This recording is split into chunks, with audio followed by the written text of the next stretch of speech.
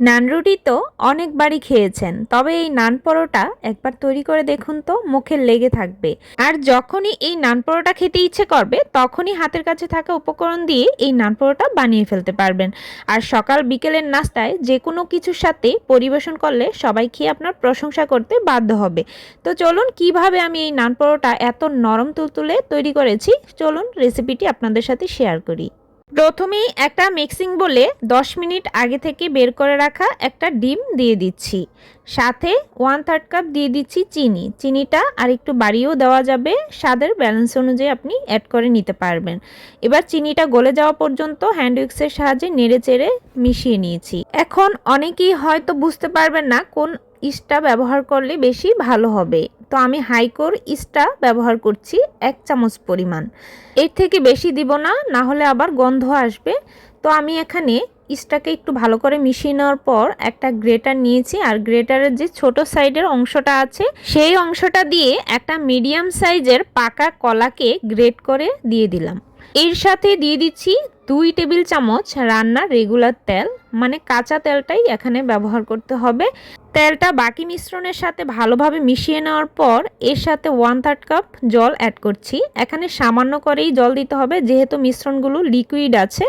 তো এর সাথে 2 কাপ পরিমাণে ময়দা বা আটা ব্যবহার করছি। আমি এখানে আটা ব্যবহার করেছি, ময়দা না ব্যবহার করলেও চলবে। তো আমি আটা দেওয়ার সাথে সাথে 1/3 কাপ গুঁড়া দুধ অ্যাড করছি। এখানে চাইলে আপনি গুঁড়া দুধের পরিবর্তে লিকুইড দুধ দিয়েও মিক্স করতে পারেন। স্বাদ মতো 1 চামচ লবণ দিয়ে খুব ভালোভাবে এবার আটার সাথে বাকি মিশ্রণগুলোকে মেখে নেওয়ার পর মনে হয়েছে আরেকটুখানি ময়দা বা আটা কিন্তু লাগবে।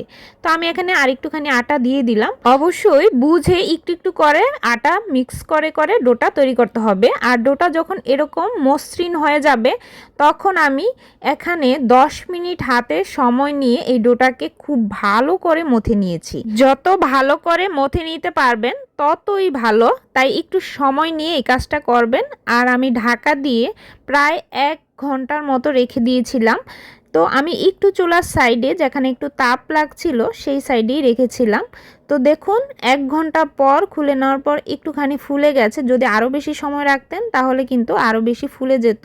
তো এবার আমি জাস্ট মাঝ বরাবর একটু চাপ দিয়ে হাওয়াটা বের করে নিয়ে একটা বোর্ডে নিয়ে এবার 2 হাতের সাহায্যে এভাবে ডলে ডলে প্রেস করে করে এই জিনিসটা করে নিচ্ছি। আপনারা দেখেই হয়তো বুঝতে পারছেন কিভাবে করছি।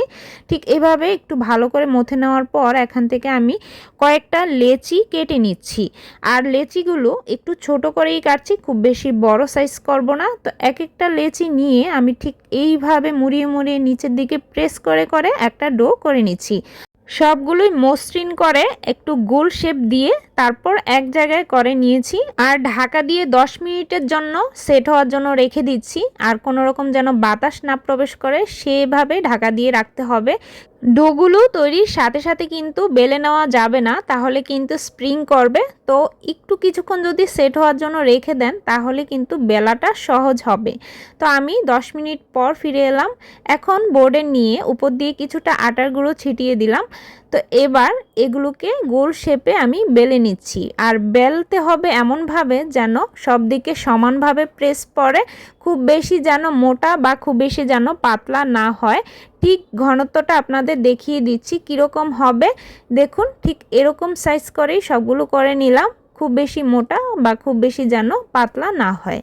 এখন আমি আপনাদেরকে 2 রকম পদ্ধতিতে এই নান পরোটাগুলো তৈরি করে দেখাবো। একটা হচ্ছে তেল ছাড়া তৈরি করব, আরেকটা হচ্ছে তেল দিয়ে তৈরি করব। যে পদ্ধতি আপনাদের ভালো লাগে সেটাই ফলো করতে পারেন। তো প্রথমে প্যানটাকে খুব ভালোভাবে গরম করে নিয়েছি, আর একটা পরোটা এর মধ্যে দিয়ে চুলার আঁচটা মিডিয়াম লোয়ের মাঝামাঝি রেখে একে একে পরোটাগুলোকে দুটো সাইড ছেঁকে নিব। আর দেখুন ঠিক এরকম হবে। পরোটাগুলো খুব ভালো করে যাতে কুক হয়ে যায় সেভাবেই ভেজে নিতে হবে। আর শেষের দিকে আমি কিন্তু যেগুলো তেল ছাড়া ভেজেছি সেগুলোতে একটু হালকা তেল ব্রাশ করে নিয়েছি যাতে অনেকক্ষণ পর্যন্ত নরম থাকে। এমনিতেও পরোটাগুলো কিন্তু নরম ছিল। তো দেখুন পরবর্তী পরোটাটা আমি ঠিক একইভাবে এই যে তেলের মধ্যে ভেজে তুলে নিলাম। বাকি নান পরোটাগুলো তৈরি করতে আমার প্রায় ১ ঘন্টার মতো সময় লেগে গেছে। এরই মধ্যে দেখুন এগুলো নামিয়ে নেওয়ার পরও কতটা নরম রয়েছে। এবার বুঝতেই পারছেন পরোটাগুলো এভাবে নামিয়ে নিলেও অনেকক্ষণ পর্যন্ত নরম থাকবে। আশা করি রেসিপিটি কিন্তু আপনাদের অনেক বেশি কাজে আসবে। যখনই নান পরোটা খেতে ইচ্ছে করবে আর বাইরে থেকে কিনে খাওয়ার দরকার নেই, এভাবে বাসায় বানিয়ে অবশ্যই খেতে পারেন। রেসিপিটি যদি আপনাদের একটু হলেও কাজে এসে থাকে তাহলে একটা লাইক আর কমেন্ট করে জানাতে ভুলবেন না কেমন হয়েছে। আর রেসিপিটি অবশ্যই শেয়ার করার জন্য অনুরোধ রইল। আজকের মতো এই পর্যন্ত। সবাই সুস্থ থাকবেন, ভালো থাকবেন। ধন্যবাদ সবাইকে।